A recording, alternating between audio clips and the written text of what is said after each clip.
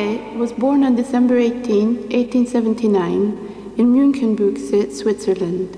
His mother, Ida Maria Frick, was Swiss, and his father, Hans Klee, was German. Both were musicians. At the age of 7, he began playing the violin. His imagination was stimulated.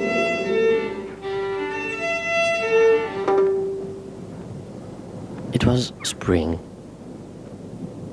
Franz had just been killed at Verdun when I was called up for duty in the army.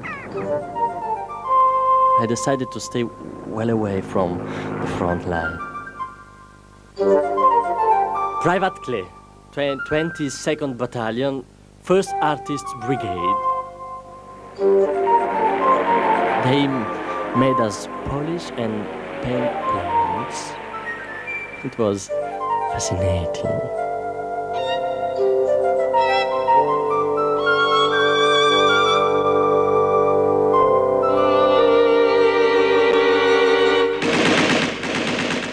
The changes that my painting underwent after each mission were often great inspiration.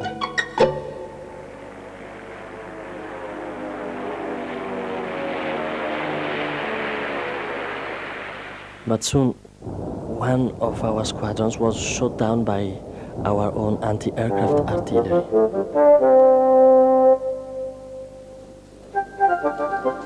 I was assigned to transport. My duty consisted in escorting airplanes being delivered by train to our bases.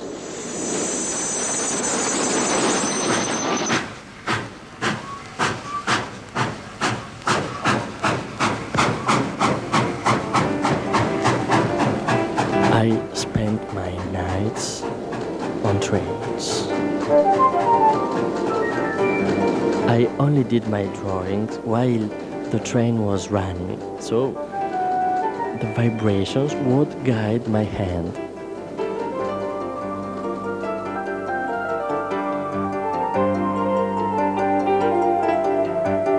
I did many portraits of Lily, which I sent her to keep her happy. After all, it was her who paid for my pencils. Musical event in the winter of 1899, he met Lilly Stumpf, daughter of a prominent Munich doctor.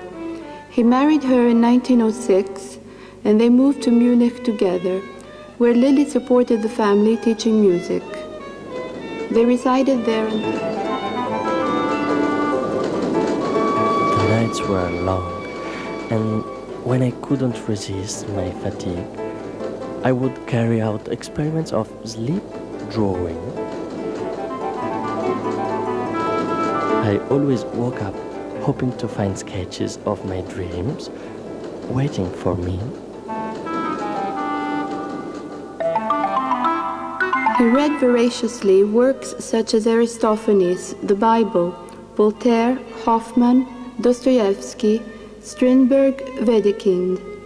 He reads the Elective Affinities by Goethe 3 times in a row in a short span.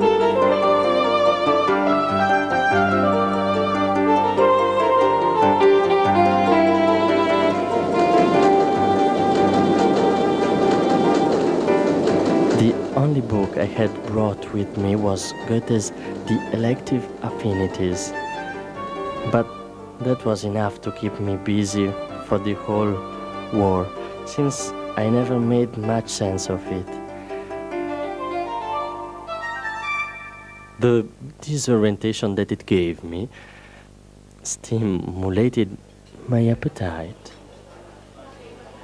In Weimar, it is puzzling how someone as poetic as Klee was able to join the Bauhaus, where the emphasis was on the technical aspect of art.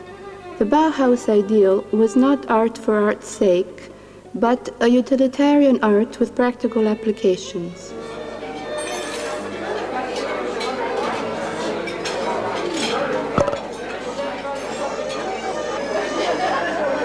I loved eating in the station restaurants. The waitresses were always very seductive. I used to draw their portraits. My waitresses taught me so much. Polished airplanes. His superiors respected him. Military life didn't frighten him or disturb him. He described it as a fantastic dream. But inspiration was always ready to strike when I least expected it.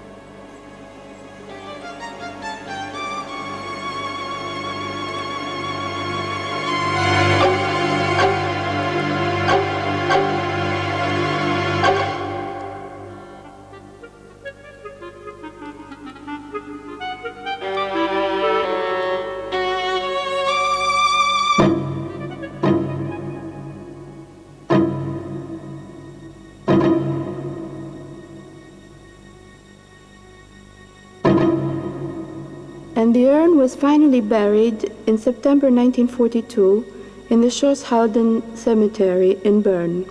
The tombstone is inscribed with a passage from his diary.